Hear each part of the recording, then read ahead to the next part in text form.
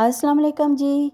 आप लोग मुझे उम्मीद है कि खैर खैरियत से ठीक ठाक होंगे और बकरा ईद की तैयारियों में मसरूफ़ होंगे। आज मैं बनाने वाली हूँ मटन मलाई बोटी। तो ईद पर ये रेसिपी बना के सबको कर दें हैरान, क्योंकि ये इतनी मज़े की रेसिपी बनती है और बहुत ही डिलीशियस। जो भी कोई खाएगा उंगलियां ही चाटता रह जाएगा। सबसे पहली बात यह है कि बकरा ईद का जो गोश्त होता है इसमें ब्लड ज़्यादा होता है। तो आप लोगों ने कोशिश ये करनी है कि उसको ज़्यादा देर पानी में रख के साफ़ करके धोएं और थोड़ा सा धोते टाइम उसको सिरका लगा के थोड़ी देर छोड़ दें। तो इससे जो गोश्त है उसका ब्लड ख़त्म हो जाता है और उसकी स्मेल भी बेहतर हो जाती है, क्योंकि बड़ी ईद पे अक्सर स्मेल आती है ख़ास तरह की गोश्त से। और 2 मीडियम साइज़ के प्याज लेकर मैं इसमें डाल दूंगी 1/4 कप कुकिंग ऑयल। और इस प्याज को हमने कर लेना है अच्छी तरह से ब्राउन, सोते नहीं करना बल्कि इसका कलर चेंज करना है। अब इसमें 7 से 8 लहसुन के जवे मैंने साबुत ही डाल दिए। 1 टीस्पून जो है साबुत ज़ीरा इसमें ऐड कर दूंगी और मज़ीद इसको फ्राई करूंगी प्याज का थोड़ा डार्क कलर आने तक। तो दूसरी साइड पे मैंने ले लिया है चाँप का गोश्त और इसके छोटे पीस करवा लिए, क्योंकि बच्चे जो हैं बड़े पीस ख़राब करते हैं। तो यहाँ पे आपने ध्यान रखना है कि गोश्त बहुत ज़्यादा साफ़ करना है, अदरवाइज़ एक ख़ास तरह की हीक जो है वो कुर्बानी के गोश्त से आती है, वो नहीं आनी चाहिए। तो इसके लिए आपने इसको बहुत अच्छी तरह से वॉश करना है।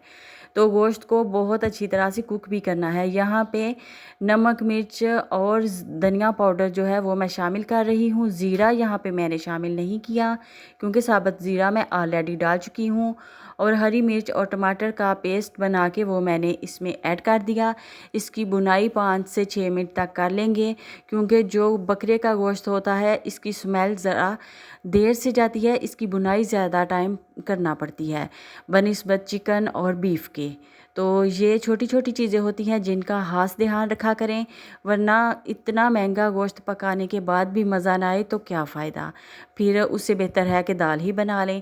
अब इसको मैंने 8 से 10 मिनट के लिए प्रेशर कुकर में बंद किया, वेट लगवा लिया। तो गोश्त हमारा बहुत अच्छी तरह से सॉफ्ट हो चुका है। तो बिल्कुल इसको बहुत ज़्यादा भी नहीं गला लेना कि मज़ा ही ना आए, बल्कि इसके रेशे रेशे जो हैं वो अलहदा ना हो जाएं। तो इस चीज़ का खास ध्यान रखना है। तो आपका गोश्त कितना सॉफ्ट है और कितना हार्ड है इस चीज़ का आइडिया आप लोगों को खूब होता है, जो भी कोई ये वाला कुकिंग कर रहा होता है। अब इसमें आधा कप जो है दही फेंट के मैंने शामिल कर दिया, क्योंकि दही जो है वो मटन का टेस्ट जो है मज़ीद बढ़ा देता है, इसको बहुत ज़्यादा इन्हेंस कर देता है इसके टेस्ट को। तो इसलिए दही इसमें डालना बहुत ज़रूरी है।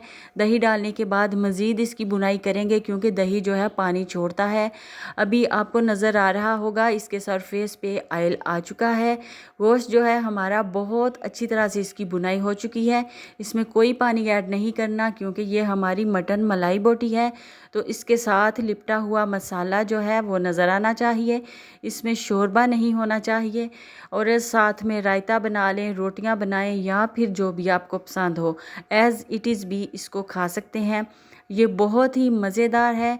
इसमें कोई ज़्यादा स्पाइसेस का मैंने इस्तेमाल नहीं किया, क्योंकि बड़ी ईद जो है वो गर्मियों में आई है, और इतनी ज़्यादा गर्मी में ज़्यादा स्पाइसेस खाने से फिर तबीयत जो है ख़राब हो जाती है, बार बार पानी पीना पड़ता है। तो इससे बेहतर है कि आप स्पाइसेस जो है वो थोड़े कम ही रखें। बहुत ही मज़े की मलाई बोटी जो है वो मेरी तैयार हो चुकी है। जहाँ भी रहें खुश रहें, आबाद रहें, अच्छा अच्छा पकाइए, अच्छा अच्छा खाइए और घर वालों को खिलाइए। मुझे दीजिए इजाज़त। अल्लाह हाफिज़।